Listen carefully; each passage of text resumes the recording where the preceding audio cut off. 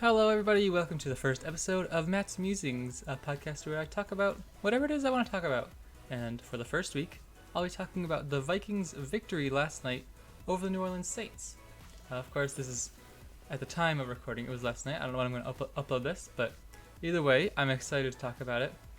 And first things first, as we get into it, obviously, every show I've seen this morning talking about it, saying nobody was giving this guys a chance. Oh, the Saints were gonna destroy them, and there was an article in The Athletic I was reading that was saying like nobody was even considering how close the Vikings would keep it. It would just be how many points would the Saints score. And so coming into it though, like I know a few Vikings fans, obviously because I'm a Vikings fan. You know, like my dad's a Vikings fan, stuff like this. We talked about it, and nobody was giving us a chance. Now, I was nervous that we'd lose, yeah, but I thought it would still be close. I mean, we put up a 10-win season. So I wasn't. I thought obviously we were underdogs, but we had a chance, you know. And so coming into it, I was still confident because watching the Vikings all season, you know, I know that when we played our best, we can beat anybody. You know, there's no week where we can't. We usually just end up shooting ourselves in the foot, and that's what I'm going to talk about first. The typical Vikings football. This game went exactly as any big game that I've ever watched feels like it goes with the Vikings. At first, wow, just like the days of Adrian Peterson, pound the ball, Dalvin Cook destroying the Saints defense, who was like what, the fourth rated defense in the NFL for rush, but the first half he was all over him. He already had like what 80 some yards in the first half, so we were walking all over them, and our defense was playing insane, just like the past few years. Mike Zimmer obviously has had one of the best defenses that I've ever seen as a Vikings fan. And so, like, huge plays coming out from our defense, giving our guys a chance. Going to the second half, we have the lead, you know, and our defense keeps making plays. But then by the time the fourth quarter comes along, man, what happens? We start falling apart. We start throwing the game, basically, like, it was, what, the last drive or 3-4 drives? We had, like, 17 yards. It was crazy. And so, all of them ended in punts, obviously. So coming in with a 10-point lead or whatever at that one point when it was 20-10, my dad and I were talking. We were saying if we score one more touchdown, that's all we need. Our defense isn't going to let up anymore. But all those punts and stuff, oh my word, we were screaming, we were upset. And then obviously when overtime, that last drive, it felt like I do not like prevent defense. Obviously I'm just like a little bit of an armchair analyst, but it's so scary giving these guys like 15 yards of play, and it didn't even look like our defensive line was trying to get a sack. Like, not even just a sack or anything, but they're kind of just standing there for the first second of the play. And I don't know, just in that situation, I don't see the point in not even trying to get a sack, because what's a sack going to hurt you if you get like an extra 5-10 yards and it runs off some of the clock instead of just giving them a free 10-yard pass? Like, at least pressure him somewhat, right? I'd think. And like, I don't know, all that crazy stuff. So anyways, they drive down the field, of course, tie it up, and then we win it in overtime. What a good game, but man, I was scared. It just felt like typical Vikings football. Pound it, run it, get a huge lead, and then you shoot yourself in the foot in the fourth quarter. But yeah, anyways, next one, golden opportunity. Defense wins wild cards. Our defense played insane. As long as I've been a Vikings fan, for like the past few years at least, we've had such a great defense. Like Harrison Smith, one of my favorite players ever in the NFL. Everson Griffin, Daniel Hunter, Anthony Barr, all these guys. We have a great defense, and these guys are putting up plays. You know, they're getting blocks and tips and all this stuff, getting a few sacks here and there. Alvin Kamara, what was he like? 9 carries, 27 yards, and a touchdown. That's 3 yards of rush against like one of the better running backs in the league and like one of the high-powered offenses. So huge day from our defense. And even though our offense didn't do a ton, like obviously it was only like what 13-10 at halftime. We were only able to put up 13 points, even though our defense kept making all these crazy stops. And then, like, 40 points, I believe it was, the Saints were averaging in December. And we held them to 20 against a team like, you know, we weren't even supposed to have a chance. And our defense goes out and holds them to 20 points through overtime. Obviously, the Saints didn't get the ball in overtime. But, so yeah, either way, defense, absolutely insane game from them. And I think that's going to be big going into the 49ers game.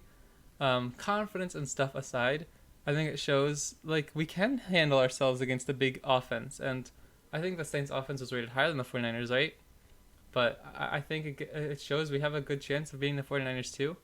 Obviously, we're coming in at what, like 7-point underdogs? But either way, I think it shows that our defense can carry our games too. A very old-fashioned team, I guess, right? Like we're still really built around the run game and and defense, strong defense. My dad and I were talking. Obviously, Dalvin Cook did not have a great second half, and I think that's also because this is kind of moving into offensive burdens now, I guess. Um, but I'll get to that in a minute. Yeah, Dalvin Cook didn't really have a great second half. He only had like what? He had like less than 20 rushing yards in the second half. Um, I don't know how much he had in overtime, but either way, it wasn't great. And so I don't know. I was thinking that first half, I was telling my dad like, man, anybody who thinks you don't need a good run game or you don't need a good running back in this league, just look at the Vikings game against the Saints, looking against the Vikings 2019 season. We would not be here if it was not for Dalvin Cook. I know he didn't have the greatest second half, but throughout the whole season, anytime we didn't have him, compared to anytime we did have him, huge difference in our performance. But as far as offensive burdens go, we have some great playmakers on our team.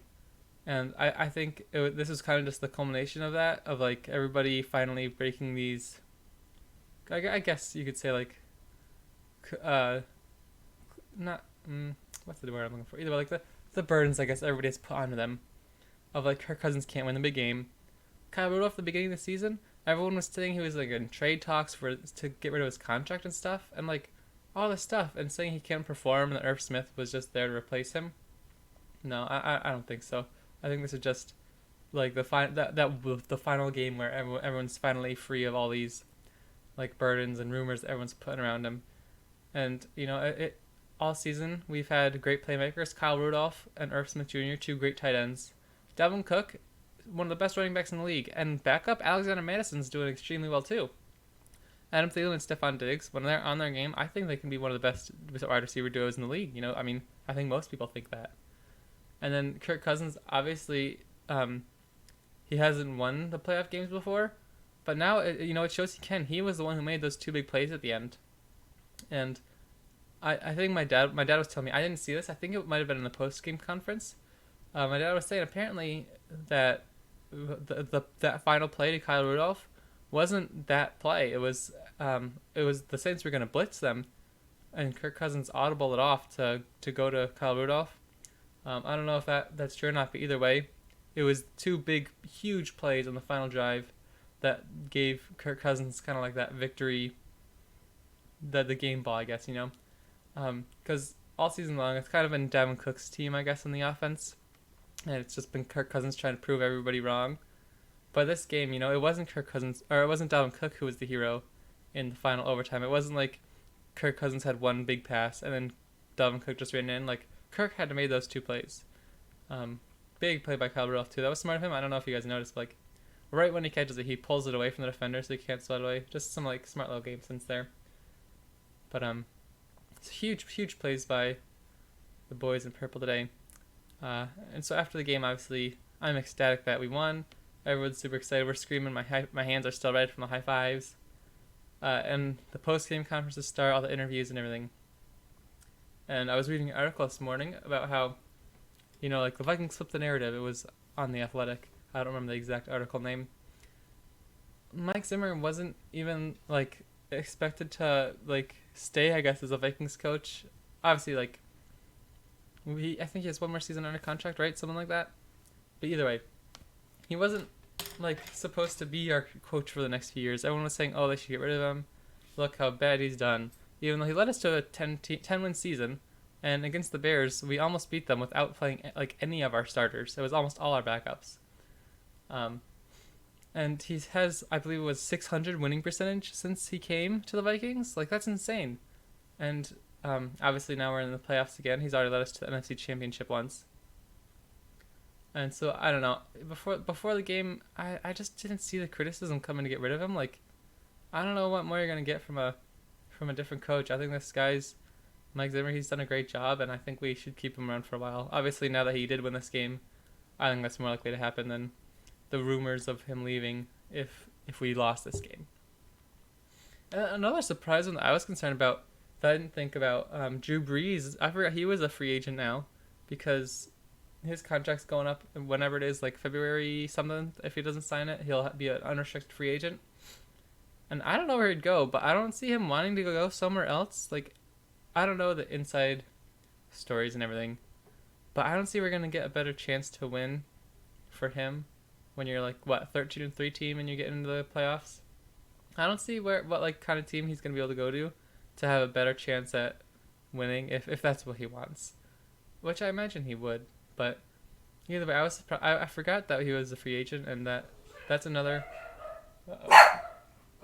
team to worry about. My dogs are barking. This is gonna be the end of the episode. Thanks for watching, guys.